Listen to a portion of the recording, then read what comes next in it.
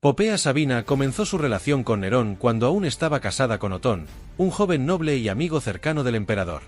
Otón, ambicioso y elegante, no sospechó al principio que su esposa atraía la atención del hombre más poderoso del Imperio Romano. Nerón, por su parte, ya estaba casado con Claudia Octavia, hija del anterior emperador Claudio, pero su matrimonio era frío, político y carente de afecto. Cuando conoció a Popea, quedó deslumbrado por su belleza, inteligencia y habilidad para complacerlo. Popea, ambiciosa y astuta, vio en el joven emperador la llave para convertirse en la mujer más poderosa de Roma.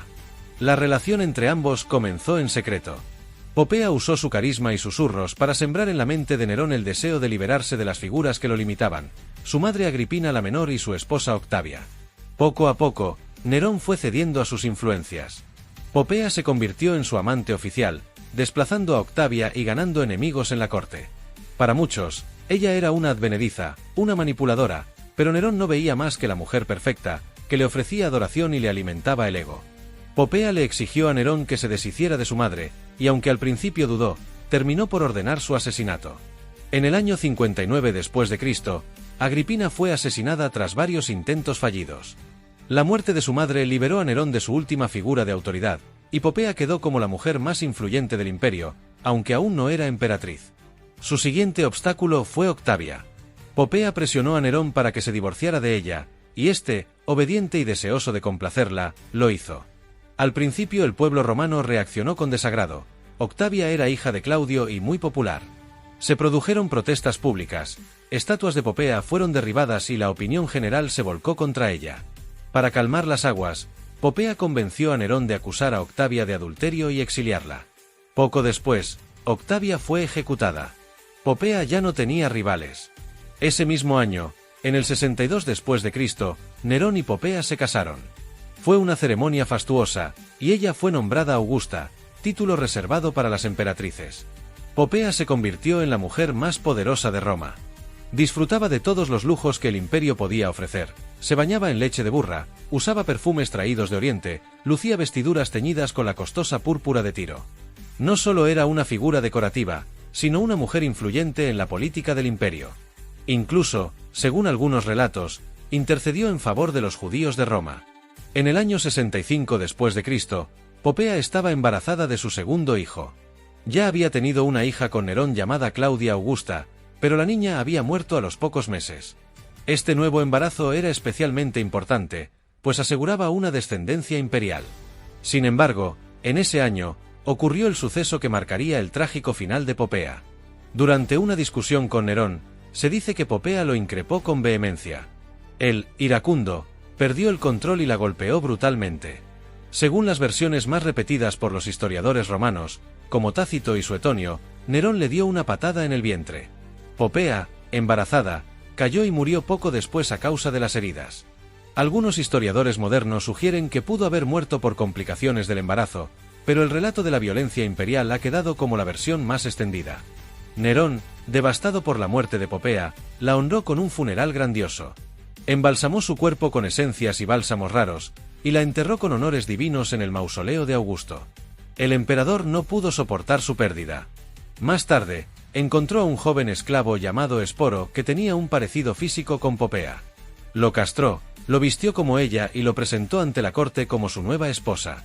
Así terminó la vida de Popea Sabina, una mujer que ascendió hasta la cima del poder imperial, que influyó en las decisiones más importantes de su tiempo y que murió a manos del hombre que más la amó y más la temió. Pero ya va, esto no es lo único asombroso. ¿Creíste que lo más impactante de la historia de Nerón era su relación con Popea Sabina? Espera, porque lo que estás a punto de escuchar desafía la lógica, el sentido común y hasta las leyes de la Roma imperial. Prepárate, porque Nerón no solo fue amante de la extravagancia, el poder y el espectáculo. No. Nerón también se casó con un hombre. Y no fue una farsa, ni un simple capricho pasajero. Fue una boda con ceremonia, rituales, dote, testigos, y hasta luna de miel. Sí, estás escuchando bien. Todo ocurrió después de la muerte de Sabina. Nerón, sumido en una mezcla de luto, culpa, y una mente cada vez más desquiciada, comenzó a buscar un reemplazo. Pero no un reemplazo cualquiera. Lo que Nerón quería era alguien que le recordara a Sabina en cuerpo y alma. Y entonces lo vio. Su nombre era Esporo. Un joven esclavo de rostro fino, piel tersa y una belleza que, según las crónicas, rozaba lo andrógino. Lo vio y quedó paralizado. Esporo no solo era hermoso, se parecía increíblemente a Sabina. Y eso bastó. A partir de ese instante, Nerón decidió algo que heló la sangre de los senadores, soldados y cortesanos. Haré de este joven mi esposa. No esposo. No compañero. No amante. Esposa. Con vestido de novia, con velo, con flores, con anillo, con votos. Y lo hizo. Mandó a castrar a Esporo. Sin anestesia, sin compasión, sin permiso. Nerón ordenó que lo convirtieran, según su retorcida lógica, en mujer. Y luego organizó la boda. Una boda digna de un emperador romano. Con un séquito de invitados nobles. Con Nerón vestido de túnica púrpura, como un esposo tradicional romano. Y con Esporo, cubierto por un velo nupcial, llevado hasta el altar como una novia virgen. Se juraron fidelidad frente a los dioses. Se besaron. Celebraron. Y Nerón lo presentó al imperio, como su esposa. No pasaron semanas sin que comenzara el espectáculo. Nerón paseaba a Esporo en público, lo sentaba junto a él en los banquetes imperiales, lo besaba en medio del Senado. Le hablaba con dulzura, como si fuera Sabina reencarnada. Y lo más inquietante, lo llamaba así. Sabina. Lo trataba como si fuese ella. Como si la muerte no se hubiera llevado a su gran amor, sino que simplemente hubiese cambiado de cuerpo. Y Esporo no tenía opción. Era un esclavo.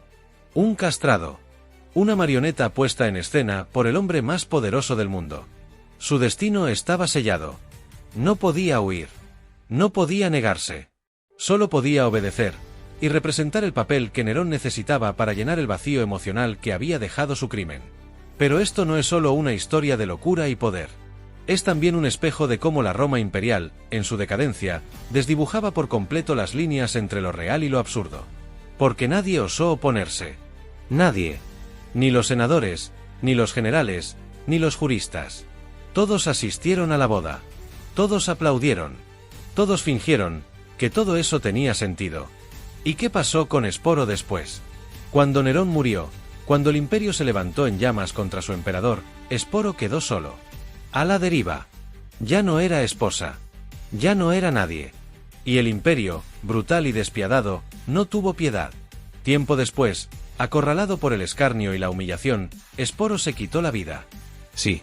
Después de haber sido obligado a representar a una mujer muerta, después de haber sido despojado de su identidad, de su cuerpo y de su libertad, decidió que no quería seguir viviendo. Y así terminó la historia del joven que fue convertido en la sombra de una emperatriz muerta. Una historia tan extraña, tan turbia y tan humana, que parece inventada. Pero no lo es. Roma tiene muchas historias, pero pocas tan perturbadoras como esta.